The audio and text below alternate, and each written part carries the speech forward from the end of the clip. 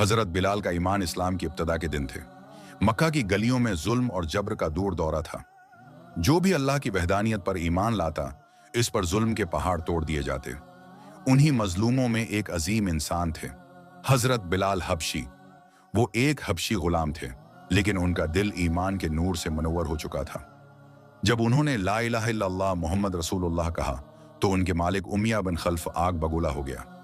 उसने हजरत बिलाल को मक्का की तपती हुई रेत पर लिटाया, पत्थरों से दबाया और कोड़े मारे, मगर बिलाल की जबान से सिर्फ एक ही आवाज आती रही, अहदुन अहदुन, अल्लाह एक है, अल्लाह एक है।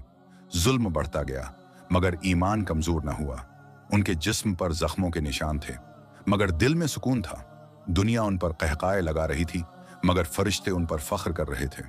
जब हजरत अबूबकर सदीक ने उनकी हालत देखी, तो फौरन उन्हें खरीद कर आजाद कर दिया। यूं वो इस्लाम के पहले मोज़न बने और नबी इकरम के करीब तरीन साथियों में शामिल हो गए। मदीना की गलियों में जब बिलाल की आवाज गूंजती थी, अल्लाहु अकबर, अल्लाहु अकबर, तो नबी के चेहरे पर मुस्कुराहट आ जाती थी। और एक दिन जब नबी का विसाल हो गया, हजरत बिलाल ने अजान देनी छोड़ दी। उनके गले से आवाज ना निकली, क्योंकि हर लफ्ज के साथ नबी की याद आती थी। कुछ उर्सा बाद ख्वाब में नबी की जियारत हुई। आपने फरमाया, बिलाल, हमसे ये जदाई क्यों? हजरत बिलाल की आंखों से आंसू बहने लगे और उन्होंने कहा, या रसूलुल्लाह, अब मुलाकात का वक्त आ गया है। जल्द ही वो दुनिया से रुखसत हो गए। लबों पर आखिरी अल्फाज थे, कल्लन अलका अल अहिब्बता मुहम्मदन वसहबहू, कुल में अपने महबूब मोहम्मद और उनके साथियों से मुलाकात करूंगा।